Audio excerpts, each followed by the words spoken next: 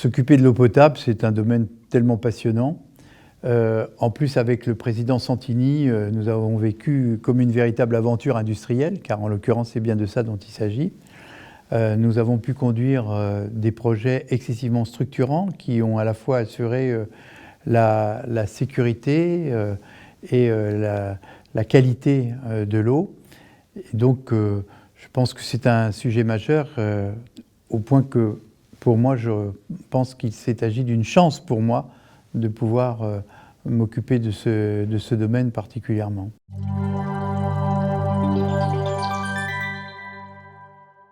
Je m'étais aperçu que pour aider les familles, les grands opérateurs d'eau ne pouvaient pas constituer en quelque sorte de réserve financière pour aider les familles qui étaient dans le besoin, dans la difficulté. En effet, la norme de l'OCDE considère que si une famille paie plus de 3% de son revenu pour l'eau, elle entre dans un certain nombre de difficultés sociales. Et donc notre idée, et mon idée personnelle, a été de donner aux grands opérateurs d'eau la possibilité de constituer en quelque sorte ces fonds de solidarité, ce qui jusqu'à présent était interdit par la loi. Ça existait pour l'énergie et pas pour l'eau. Et donc le texte a mis un petit peu de temps à émerger parce qu'un texte législatif, on l'a d'abord fait voter au Sénat, ça a été plus facile, j'en étais le rapporteur. Après, il a fallu à l'Assemblée nationale. L'Assemblée nationale aime bien avoir en premier les idées, donc il a fallu convaincre un peu tout le monde, le cabinet de la ministre à l'époque. Et finalement, cette proposition de loi a été votée et elle a permis depuis à aider des dizaines de milliers de familles grâce à cette solidarité, c'est-à-dire que lorsque les factures d'eau représentent plus de 3% de leur budget, on peut faire appel à ces fonds départementaux qui peuvent aider à faire face à ces difficultés. Depuis, il y a eu des évolutions au titre du Fonds de solidarité de l'habitat, mais le principe reste le même, c'est-à-dire que les opérateurs peuvent contribuer au paiement des factures des familles défavorisées.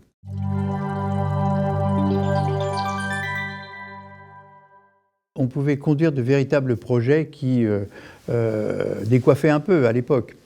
Nous n'étions pas les seuls à nous être rendus compte qu'il y avait un immense besoin de solidarité pour les pays en voie de développement, mais il y avait des partis politiques situés à une extrême qui contestaient formellement le fait que des collectivités puissent aider des pays en voie de développement. Sur la thématique, votre rôle c'est de distribuer l'eau à la banlieue, c'est pas d'aider les autres pays.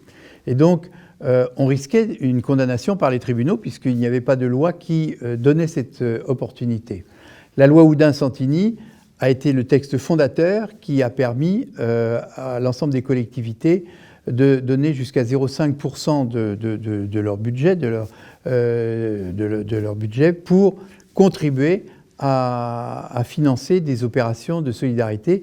Et donc, à la suite de ce vote, nous étions garantis de pouvoir intervenir légalement et légitimement. Et donc le président Santini a bien voulu me confier ce travail et nous avons inventé avec un certain nombre de collègues, dont mon collègue communiste Jean-Pierre Brard, à qui je veux rendre hommage car il a été tout à fait décisif à mes côtés dans cette affaire, nous avons créé ce fameux centime par mètre cube. Alors au début c'était le centime de franc puisque nous n'étions pas à l'euro. Et donc l'idée, c'était de prélever 1 centime par mètre cube. Et comme nous produisions environ 300 millions de mètres cubes, on avait donc 3 millions de francs à dépenser pour aider les pays en voie de développement à accéder à l'eau potable. Et puis ce projet a mûri, il s'est largement développé et nous avons converti ça en euros. Et donc maintenant, c'est 2,5 millions à 3 millions d'euros selon la quantité prévue. C'est-à-dire qu'en fait, le fonds a été multiplié par près de 7 fois, ce qui est tout à fait conséquent. Et chaque année, moi je préside donc toujours la commission des affaires internationales et de la solidarité, et nous répartissons, au sein d'une commission où toutes les sensibilités sont représentées, nous répartissons des crédits au bénéfice d'ONG, qui sont nos relais, car nous n'avons pas d'ingénieurs dans le monde entier, bien évidemment.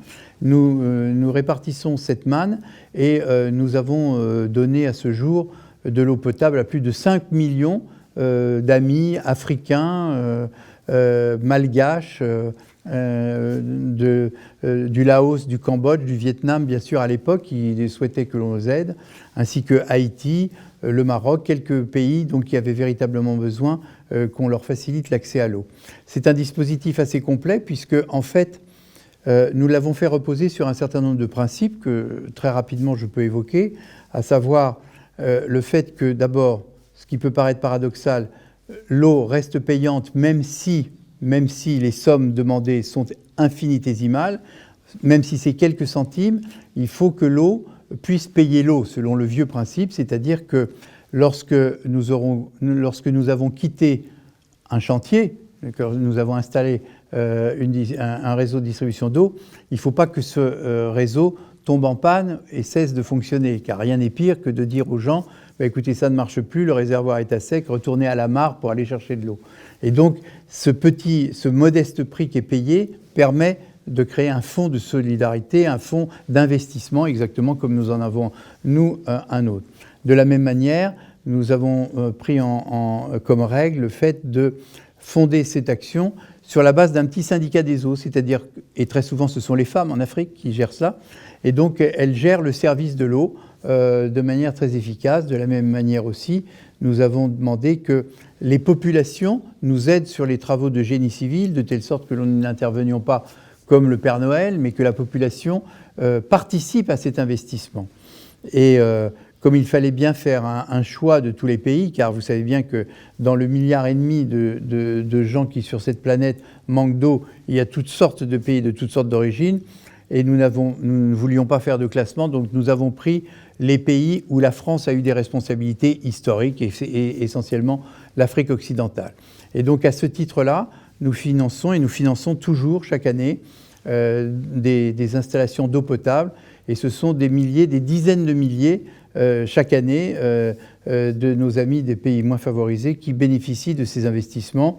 Ce sont soit des creusements de puits, soit des digues, des gabions, ou même maintenant des petites installations, des petites usines de traitement des eaux. Et croyez-moi, lorsque nous avons la chance de revenir sur place pour voir les résultats, ces résultats sont absolument spectaculaires. J'ai vu au sud de la Mauritanie où nous étions intervenus, un village qui était touché par la bilharziose, c'est-à-dire que les enfants sont touchés par cette maladie urinaire qui leur fait uriner du sang, et uniquement par la pollution des eaux du fleuve Sénégal qui était la seule ressource. 2 ans après, la maladie avait totalement disparu, les enfants avaient retrouvé la santé. Et je pourrais multiplier à l'infini les exemples. Donc c'est un véritable travail dont on peut être fier. C'est un travail collectif. On le fait avec une équipe très modeste de la part du syndicat. C'est un ingénieur et 2 secrétaires, et puis nos élus qui bénévolement m'aident à faire ce travail, ainsi que le vice-président Richard Delagnola. Et donc, c'est quelque chose dont, effectivement, je conçois une légitime fierté, au sens où c'est un véritable défi de donner de l'eau. Vous savez, l'eau, c'est la vie. S'il n'y a pas d'eau, il n'y a pas de vie. Et je pense que c'est un défi exemplaire, car nous avons aussi beaucoup incité d'autres syndicats des eaux en France et aussi à l'étranger à se lancer dans ce genre de campagne.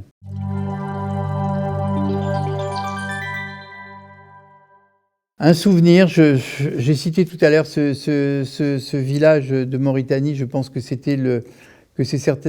a été certainement le plus fort, parce que quand on est venu la première fois, c'était quelque chose d'absolument épouvantable. C'est-à-dire que vous voyiez les enfants qui allaient boire dans l'eau du fleuve, qui était à l'embouchure, enfin au débouché du fleuve Sénégal, donc là où ils charriaient toutes sortes de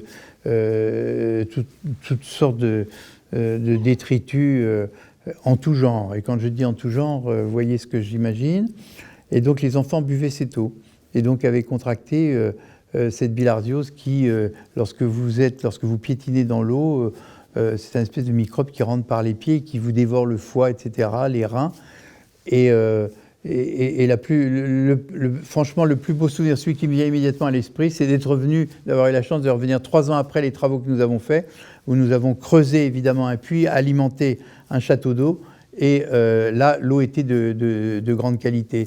À Madagascar, où nous avons entièrement équipé l'île Sainte-Marie, qui est une île qui est paradisiaque, sauf qu'elle a absolument toutes les maladies possibles. Vous avez le choléra, vous avez des formes de neuropalu excessivement dangereuses. Du reste, on faisait très attention quand on y allait. Et nous avions vu quelque chose d'assez étonnant, c'est que on a trouvé un château d'eau qui avait été créé par une action internationale que je ne souhaite pas nommer, mais qui avait si peu de compétences qu'il n'y avait jamais eu d'eau dans le château d'eau. Vous voyez ? Alors on a montré à la population vivait avec ce château d'eau, il n'y avait jamais d'eau dedans. Il y avait même du reste des lianes qui étaient poussées à l'intérieur. Et donc nous avons entièrement repris tout le réseau. Et là aussi, le jour où on a rempli le château d'eau et qu'on a fait couler de l'eau, vous imaginez la satisfaction des gens. Et je crois que ça a été aussi un très beau souvenir. C'est le moment où jaillit l'eau, si vous voulez. Alors pour nous, vous allumez l'eau de votre baignoire ou de votre robinet, tout ça passe pour un geste tellement naturel. Mais là-bas, c'est comme un miracle, vous voyez. Et ça, ça a toujours été des éléments importants. Et c'est pour ça, malheureusement, c'est maintenant très difficile de voyager en Afrique pour des raisons de sécurité. Je le regrette vivement parce qu'on a toujours eu des échanges formidables.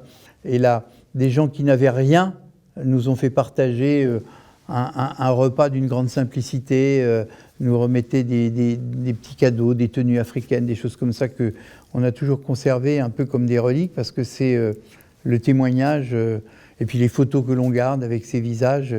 Et c'est des moments très forts. Et c'est là où j'ai trouvé que la coopération intercommunale était forte.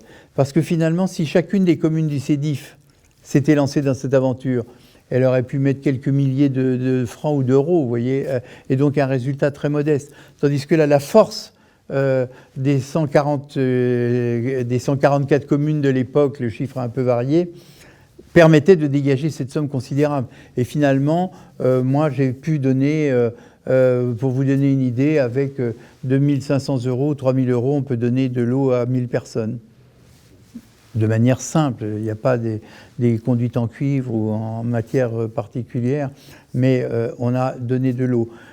Aussi, cette priorité que nous avons toujours eue d'apporter l'eau dans les écoles et dans les centres de santé. Est-ce que vous pouvez imaginer que nous avons vu des maternités sans eau ?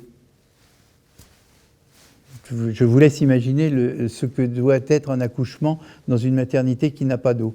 Dans les écoles aussi, où nous avons appris, grâce à ces bornes fontaines dans les cours d'école, aux enfants à la fois d'user de l'eau et de l'économiser. Et après, nous avons essayé d'inciter nos collègues du SIAP notamment, qui traitent les eaux usées, à lancer les mêmes actions, car si vous amenez de l'eau propre, fatalement, elle devient impropre à un moment ou à un autre. Apporter aussi cette expérience de respecter l'eau, de savoir la traiter et de savoir l'économiser.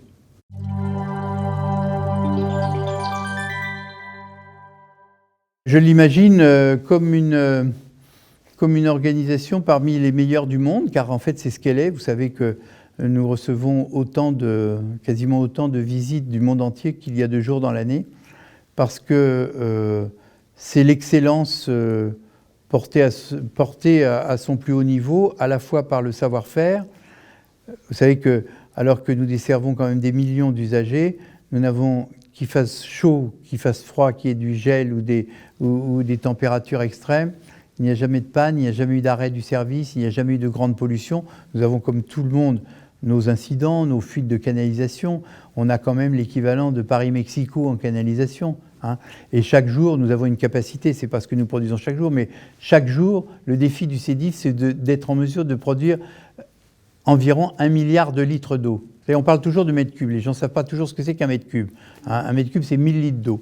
Et on pourrait produire, si les nécessités se faisaient sentir, on pourrait produire chaque jour 1 milliard de litres d'eau. Bon, en fait, on est sensiblement moins, parce que justement, les efforts d'économie des eaux que l'on fait que maintenant, on n'est pas...